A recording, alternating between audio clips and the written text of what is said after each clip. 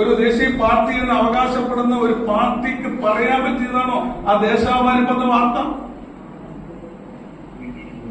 എന്ത് നെറികേട് കാണിക്കാൻ CPM-ന് മടിയില്ല എന്നുള്ള ഏറ്റവും വലിയ തെളിവല്ലേ ആ സോദര ആ കുടുംബത്തെ പറ്റി പറഞ്ഞ വാക്കുകൾ.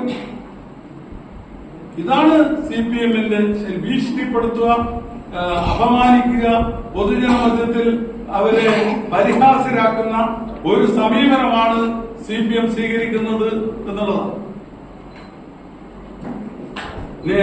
ആന്തൂര് കഴിഞ്ഞ് ഇവിടെ മലപ്പട്ടത്തെത്തിയ അവസ്ഥ എന്താ?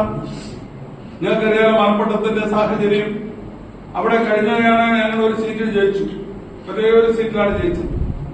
ആ സീറ്റിന്റെ വാർഡ് വിഭജനം ഞങ്ങളന്ന് പറഞ്ഞിട്ടുണ്ട്. അങ്ങേ തറ്റത്തു നിന്നും ഇങ്ങേ തറ്റം വരെ നേരെ പഴവും പോലെയാണ് മുറിച്ചത്. എന്താണ് ആ വാർഡ്? എങ്ങനെ മുറിച്ചാലും കോൺഗ്രസിന്റെ കയ്യിൽ വരുന്നതുകൊണ്ട് ഒറ്റയൊരു വാർഡാണ് കിട്ടിയത്. ആ വാർഡിന്റെ അങ്ങേ തറ്റത്ത് മുതൽ ഇങ്ങേ തറ്റം വരെ കോടി പോലെ മുറിച്ച് അതൊരു വാർഡാക്കിയിരിക്കുന്നു. എന്തിനു വേണ്ടി? എന്തിനാണ് ഇങ്ങനെ ഒരു സാഹസം? അത് കഴിഞ്ഞ് ഇത്തവണ നന്നായി അവിടെ പെർഫോം ചെയ്യുമെന്ന് മനസ്സിലായപ്പോൾ അവിടെ വീണ്ടും ഭീകരാന്തരീക്ഷം. അവിടെ ഇന്ന് സംഭവിച്ചത് നിത്യശ്രീ 12ാം വാർഡിലെ നിത്യശ്രീ, ആ നിത്യശ്രീയുടെ നോമിനേഷൻ അവിടെ തള്ളിയിരിക്കുകയാണ്. എന്തിനാ തള്ളിയത്?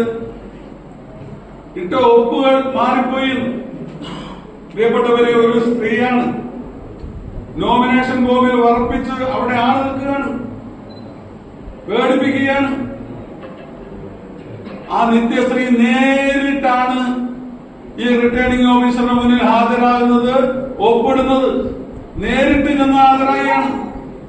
ആ നേരിട്ട് ചെന്ന് ഹാജരാകുന്നതിന് അവരുടെ ഒപ്പല്ലാന്ന് ആർക്കെങ്കിലും പറയാൻ പറ്റുമോ? അങ്ങനെയാണ് അവരവിടെ വരേണ്ട ആവശ്യമില്ലല്ലോ. അപ്പൊ നമുക്ക് തന്നെ ഇപ്പോൾ പല ഒപ്പിടുമ്പോൾ ചെറിയ കുൻപും കുത്തും എല്ലാം മാറിപ്പോകും. ആ നിത്യശ്രീ അവിടെ ഫോം കൊടുക്കുന്നതിന് കൃത്യമായുള്ള നോമിനേഷൻ കൊടുക്കുന്നത് നേരിട്ട് കൊടുക്കുന്നതാണ്. നേരിട്ട് കൊടുക്കുന്ന നോമിനേഷനാണിത്. അവിടെ നേരിട്ട് ഹാജരായിട്ടുണ്ട്, നേരിട്ട് കൊടുത്തതാണ്. ഇന്ന് അവിടെ നേരിട്ട് പോയി, ഇന്ന് ഈ റിട്ടേണിംഗ് ഓഫീസറുടെ മുന്നിൽ നേരിട്ട് ഹാജരായിട്ടുണ്ട്, നേരിട്ട് അവിടെ ഒപ്പിട്ടു. എന്നിട്ടും അത് അംഗീകരിക്കാൻ പറ്റില്ല എന്ന് പറയുന്നത് എന്തിനാണ്?